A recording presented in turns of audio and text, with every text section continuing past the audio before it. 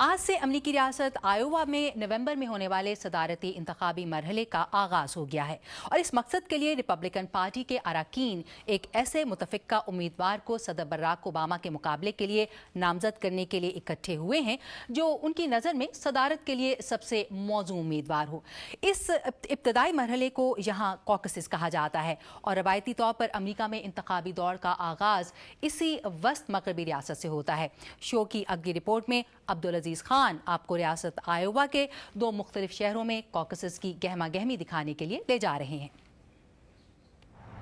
अमरीकी रियासत आयोवा के शहर डीमोइन के करीब इस छोटे से इलाके के लिए पिछला साल अच्छा साबित हुआ है। उम्मीदवारों की वजह से यहाँ बहुत ट्रैफिक आती है। रियासत आयोवा की ज़्यादातर मईशत खेती बाड़ी पर इन्हिसार करती है।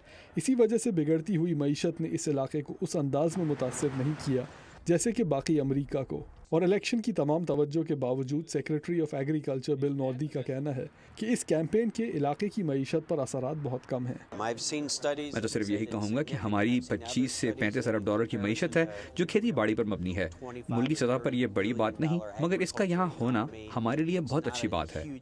इलेक्शन कैंपेन ने ज़्यादा नौकरियाँ नहीं पैदा की और रियासत में बेरोज़गारी की शरह 5.7% है। रियासत आयोवा के अटलांटिक नामी शहर में ये मौसम सरमा का एक आम सा दिन नज़र आता है, मगर इन खामोश खेतियों और सब्ज़ पहाड़ियों में न्यूट गिंगरिच के आने की वजह से एक तूफ़ान सा आ गया है।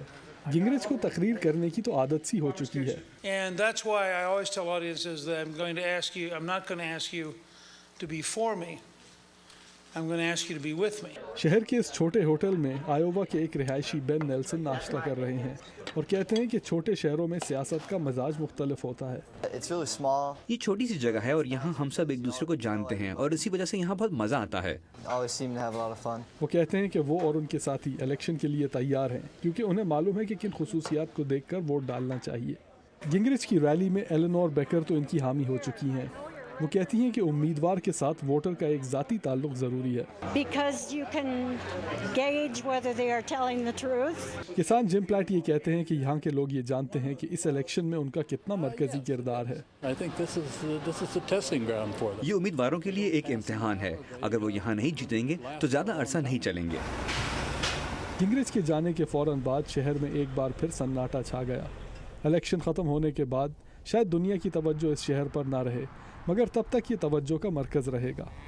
जिम मेलोन और केन फैराबॉ के साथ अब्दुल अजीज़ खान, उर्दू VOA।